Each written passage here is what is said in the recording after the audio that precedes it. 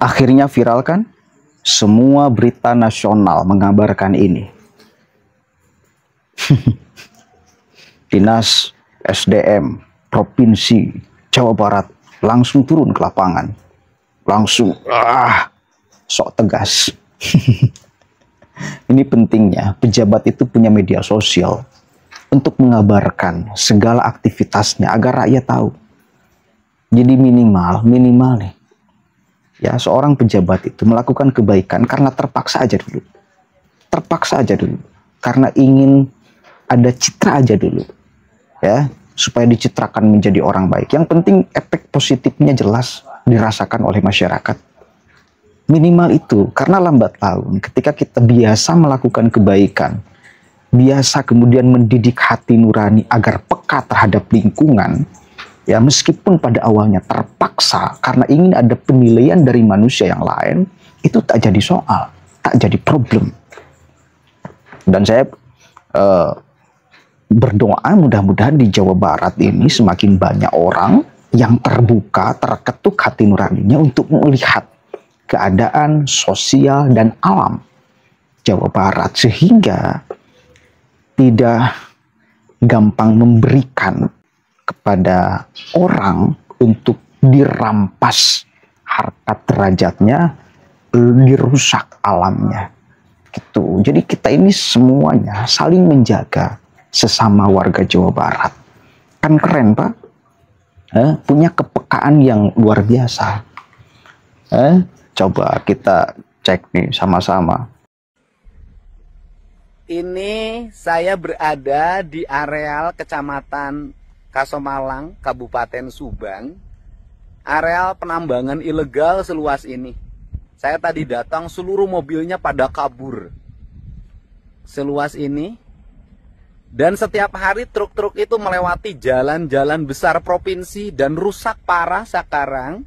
Pertanyaannya adalah Pak Kasatpol PP, Dinas SDM Provinsi Jawa Barat, mohon jangan hanya ada di balik meja, di balik kantor, segera turun ke lapangan ya. Saya belum dilantik jadi gubernur, tapi saya kecewa terhadap kinerja Anda semua. Saya belum dilantik jadi gubernur, saya kecewa terhadap kinerja Anda semua. Yang Anda tidak punya kepekaan. Di bawah kepemimpinan saya nanti nggak boleh ini terjadi.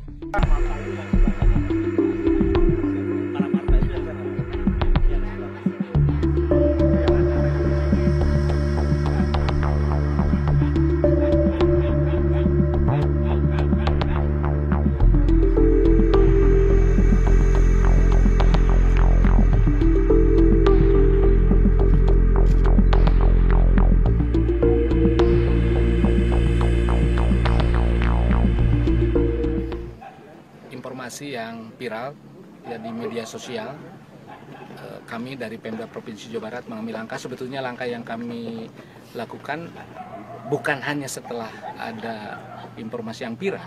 Jauh hari sebelumnya, bulan November, melalui Dinas SDM kami sudah memberikan peringatan ke perusahaan yang sudah expire izinnya ini. Demikian juga Satpol PP ya, Pak Kasat ya sudah melakukan pemantauan ke lapangan dan mengingatkan yang bersangkutan untuk tidak melakukan operasional karena ilegal. Nah, tetapi ada momentum ya dengan viralnya informasi terkait dengan penambangan ilegal ini. Hari Rabu dan malamnya kami langsung turunkan teman-teman dari Dinas SDM, ini Ibu Kadisnya dari Satpol PP, dan besoknya langsung kami BAP. Tentu dalam perspektif administrasi Trantibum, karena untuk penegakan hukum terkait minerba ya, khususnya penambangan ini menjadi domainnya APH. Dan hari kemarin ya tentu atas seizin dari Pak Penjabat Gubernur, karena kami laporkan langsung ke pimpinan kami, sudah dikirimkan surat ke Polda ya terkait dengan penambangan ilegal di sini di Jalan Cagan dan Kasomalang. Ya sudah kami laporkan ke APH dan kami pun memberikan peringatan kepada yang bersangkutan untuk kedua kalinya. Ya. Jadi di sini ada 6 perusahaan ya, yang 5 perusahaan itu sudah expired atau ilegal. ya. Ada satu izinnya masih berlaku, IUP-nya sampai bulan September 2025. Jadi hanya satu sebetulnya yang berizin, dan tadi kami bertemu di perjalanan, ada truknya juga yang mengangkut dari PT PPS. Jadi dari 6 perusahaan ini hanya PT PPS saja yang legal. Tetapi itu pun melanggar. Kenapa? Karena menggunakan truk yang besar. Sementara di yang lain jalan yang dilalui ini jalan provinsi. Kapasitasnya sesuai informasi dari Pak Kadis Bina Marga, saya hadirkan juga, itu sebetulnya hanya untuk maksimal 15 ton ya.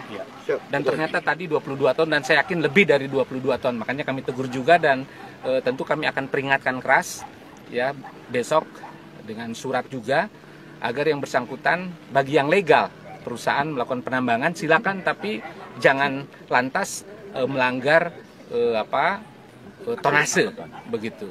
Pak, ini lokasi kan diduga disinyalir untuk PSN, benar nggak Pak? Nah, ini yang nanti kami akan koordinasikan juga dengan kementerian terkait ya, karena informasi yang kami dapatkan walaupun PSN tentu harus dilakukan dengan cara-cara yang sesuai dengan ketentuan. Ya, apabila tidak sesuai ketentuan, kewajiban kita untuk mengingatkan, tentu dengan pembinaan dulu. Apabila memang sudah tidak bisa dibina, saya kira kita negara hukum, restart, kita bukan negara kekuasaan, mastat. Hukum ditegakkan. Itu yang kami pahami. Tapi tentu nanti kami akan koordinasi, kami akan konsultasi dengan pemerintah, karena salah satu alasan dari yang bersangkutan adalah ini untuk mensuplai PSN. Tentu kita pahami PSN penting, apalagi Patimban, tapi di yang lain juga ketentuan harus ditempuh. Untuk sementara ini langsung ditutup atau gimana Pak dari Pemprov ya, sendiri? Yang tidak sesuai ya ini harus dihentikan. Ya, adapun satu tadi PT PPS karena izinnya masih berlaku sampai September, ya silakan. Tapi tadi catatannya jangan pakai truk yang kapasitasnya di atas 15 ton. Ya, karena masyarakat dirugikan. Pada akhirnya jalan akan cepat rusak, masyarakat tidak bisa memanfaatkan jalan, kan kasihan juga. Oke. Bedanya Deddy Mulyadi dengan yang kepala dinas SDM itu, satu bedanya. Dia tegas, keras setelah viral. Kalau Kang Deddy Mulyadi keras, tegas, ya, keras, tegas karena panggilan hati nurani. Itu bedanya. Ya nggak apa-apalah, sekali lagi, untuk supaya diterpa terus nih kita punya hati, kita diterpa terus nih punya diri, supaya peka terhadap keadaan sosial. Dan saya berharap Pak Deddy Mulyadi nanti mengevaluasi orang-orang yang seperti ini, yang kepekaannya kurang. Karena saya melihat seorang pejabat itu, dia mesti punya kepekaan yang luar biasa terhadap masyarakatnya dan terhadap lingkungannya. Mau pejabat di eksekutif ataupun di legislatif. Karena mereka semua adalah mewakili masyarakat dan mereka dipilih oleh masyarakat. Maka kepekaan pertama kali yang mesti dikedepankan adalah kepekaan kepada masyarakat dan kepada lingkungan. Begitu. Dan sedikit orang yang seperti itu sekarang. Mati mungkin hatinya, atau tidak terbiasa peka terhadap lingkungan, terhadap masyarakat, terhadap alam. Orang menerpa spiritual itu, menerpa hati itu supaya peka, itu harus ada tindakan sedikit demi sedikit, perubahan, kepekaan dari dalam diri kita. Coba deh, sesekali kalau kita lihat di pinggir jalan ada orang tua yang jualan apapun aja, peka hati kita, terpanggil hati kita beli barangnya, meskipun kita butuhkan itu barang. Itu untuk melatih hati kita untuk peka. Itu melatih, Pak.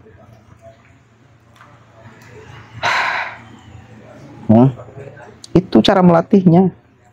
Nanti ketika sesuatu yang kecil ini kita peka, akan peka terhadap sesuatu yang lebih besar. Dan kalau menjadi pejabat, lalu punya kepekaan sangat tinggi kepada sosial masyarakat dan alamnya, maka beres tuh dia memimpin. Dia benar-benar akan menyalurkan tiap kebijakannya terhadap kebutuhan masyarakat. Begitu. Karena punya kepedulian yang tinggi, kepekaan yang begitu tinggi. Deddy Mulyadi sudah seperti itu. Makanya itu bukan sesuatu yang sederhana loh. Ketika beliau nangis di rapat ngomongin tentang alam, nangis itu susah direkayasa, Pak. Susah direkayasa. Coba kita nggak mau nangis lalu kita dipaksa untuk nangis, susah, Pak. Ya aktor-aktor film iya bisa aja gitu loh. Tapi kan susah, harus latihan itu, ya, begitu saudara. Makanya orang yang melihatnya pasti akan tersentuh.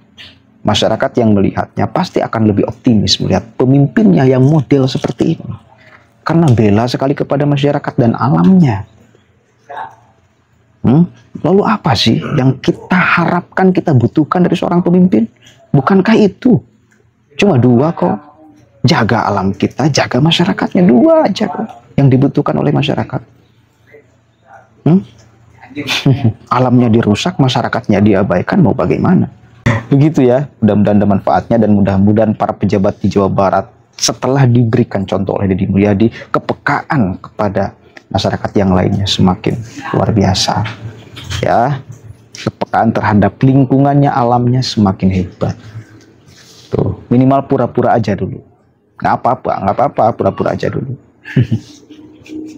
Semakin lama pura-pura, semakin akan terbiasa dan pada akhirnya sudah tidak lagi jadi pura-pura, tetapi ya kebiasaan. Assalamualaikum warahmatullahi wabarakatuh.